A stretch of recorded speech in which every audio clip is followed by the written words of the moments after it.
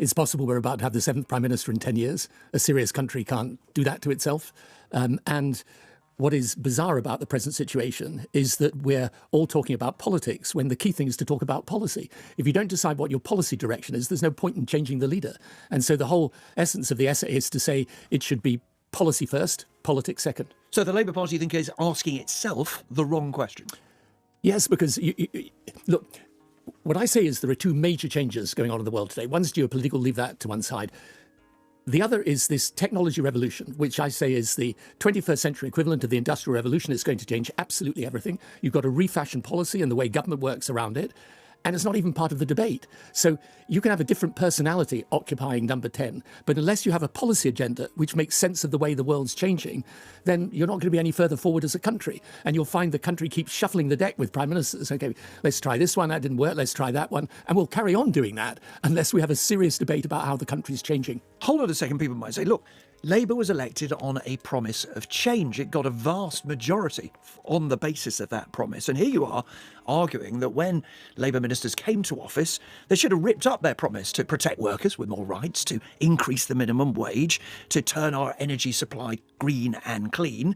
Blair comes along and says, no, forget all that. Now you're in office. That's a daft idea. Yeah, no, it's a really good point. But here's the problem.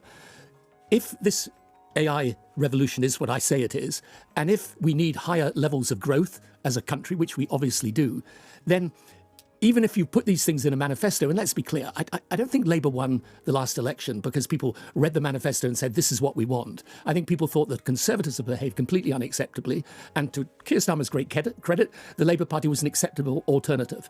Now, when it came in, it saw the state of the inheritance. I think at that point, of course it would be difficult. Everything in politics is difficult. But if I'd been them, I'd say, look, all of these commitments, they may be very worthwhile. They may be proper commitments in easy times. But in these hard times, we've got to prioritise growth. We've got to prioritise support for the business sector. And this artificial intelligence revolution, we've got to grasp it, both its opportunities and its risks, with both hands. And so I think, yes, it would have been tough, but I think you could have explained to the country why it was necessary. And there are more tough things that you propose in this essay. You talk about fundamental reform of welfare. Saying what to voters? Saying that, for example, we're about to end up in a situation where just before the pandemic, it was only 5 or 6 years ago, we had 2.8 million people, working age people on disability incapacity benefits.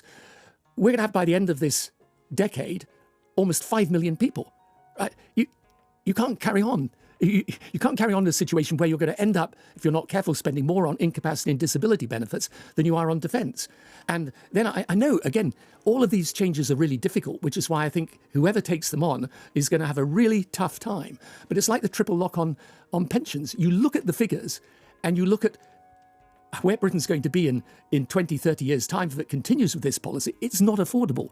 And at some point, you've got to be able to stand up and have an honest debate with the public, which is to say, look, ultimately, we're probably taxing people too much, spending too much, borrowing too much at the moment. If we carry on like this, with these large increases in incapacity benefit, with the triple lock on pensions, we're going to create a situation where economically we're not able to grow because we've put such a weight affecting growth on the back of our economy. And there's yet more of these difficult choices. You talk on health of a fundamental realignment, getting rid of old shibboleths. Now, most people reading that will say, if not privatisation of the health service, much greater involvement of the private sector. Is that right? Yeah, it is right. Because let me tell you why.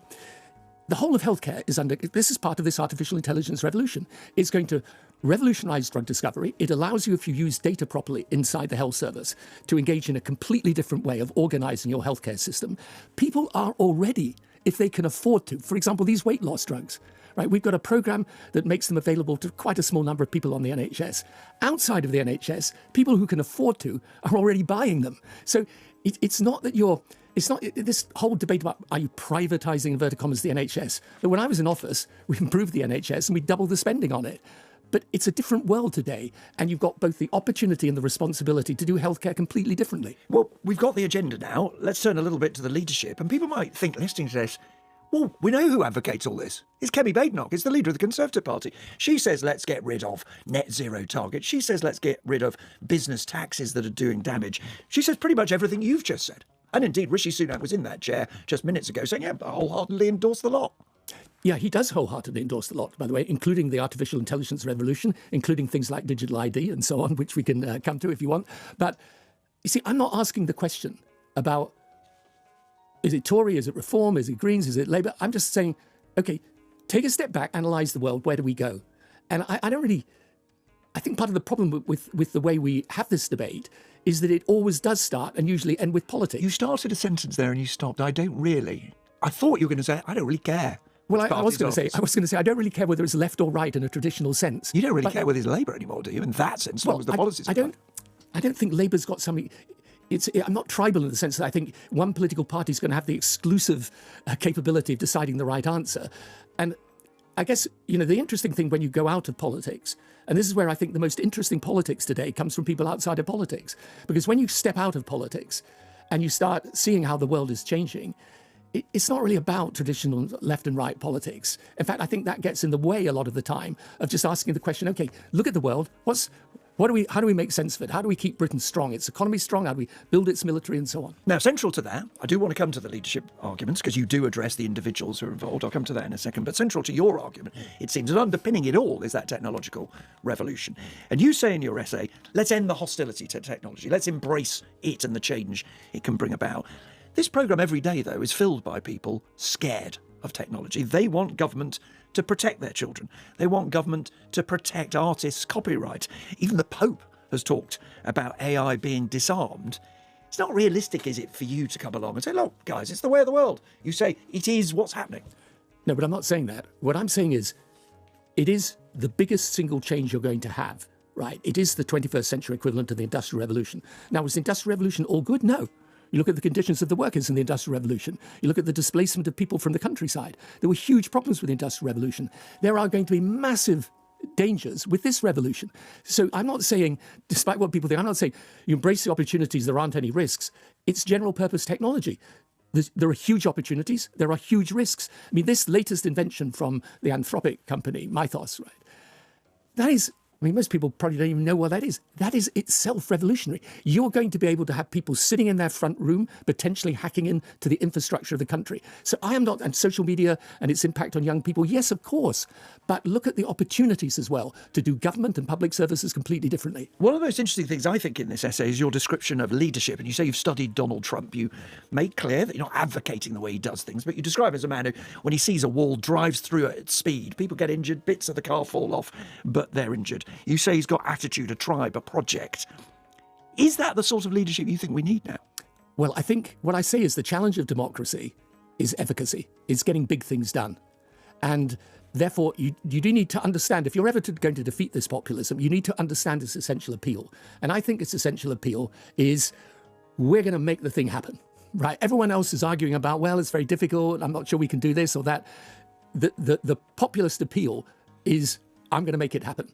And therefore, when I'm saying, discussing the radical centre, which is where I think the best politics come from, is that's got to be radical. The centre's not going to be the place of managing the status quo.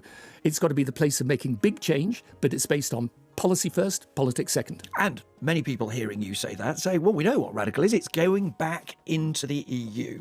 Wes Streeting has just said it as one of the leading leadership candidates. And yet in this essay, you go, forget it, it's not going to happen.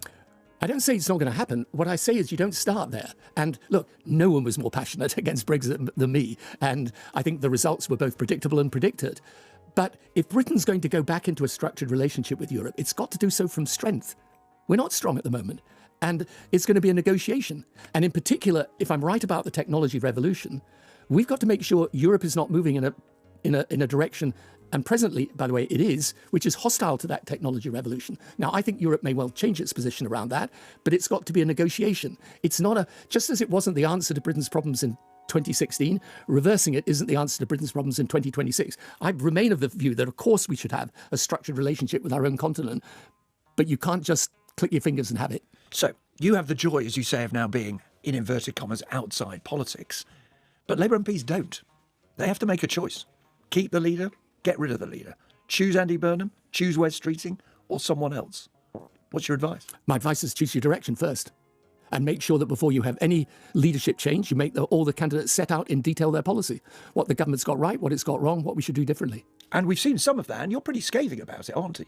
You say that Burnham and Streeting are both getting it wrong in the promises they've made so far. Well, I just think when you look at the analysis, for example, and by the way, I hope Andy Winsmaker Field. I think he's a great guy. I want to see him in Parliament. But, when he does this thing about 40 years of, wasted, I don't know what it is. We've been going the wrong direction. 40 years of neoliberalism, right. he says. Okay. So, we're 2026. Let's go back to 1986. Well, we assume he doesn't mean the first 7 years of Margaret Thatcher, right? So, back to the 70s? Okay, and nothing good happened in that period of Thatcher with the business community or New Labour?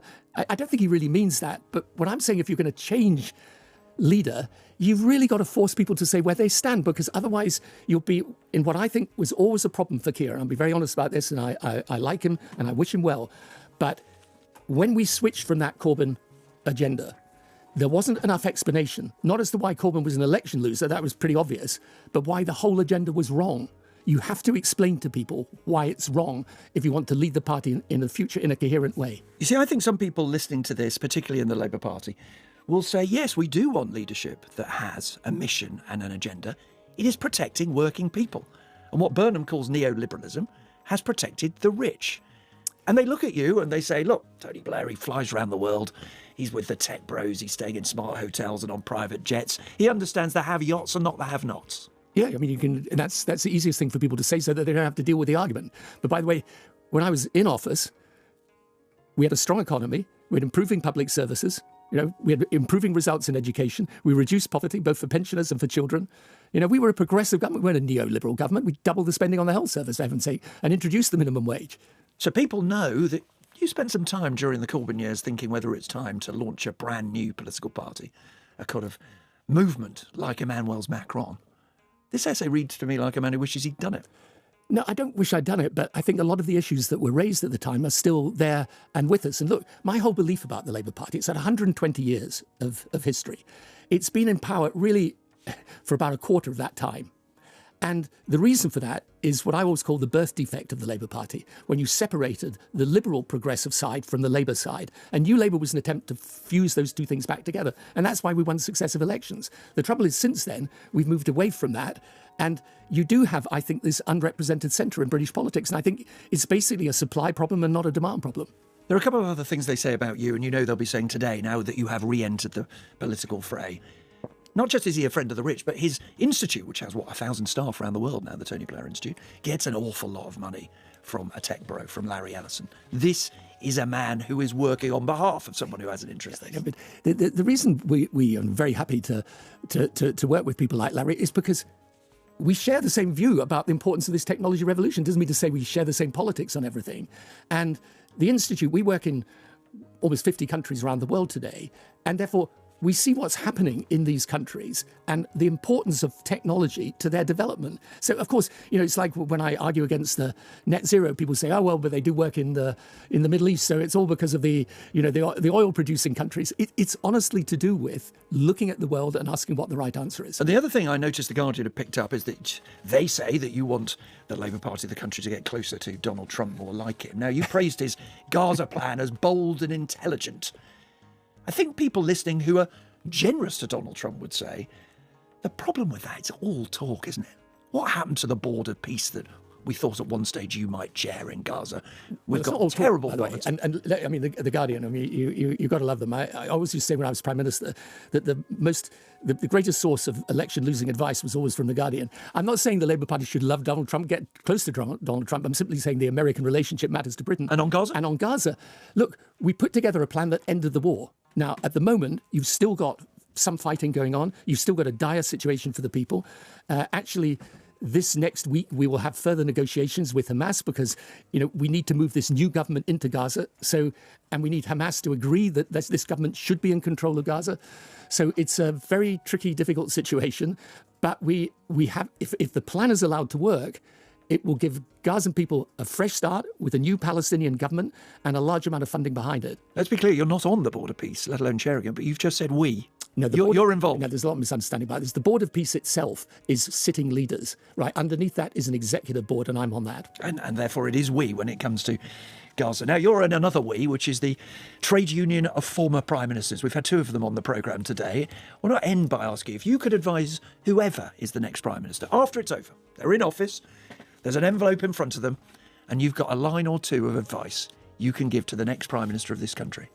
what would it be? Well, first of all, I'd start with an expression of sympathy and solidarity. But the advice I would give is get the best people in from wherever they are, who understand the world, who understand how it's changing, and who can give you a proper, worked out, coherent strategy for putting the country back on its feet.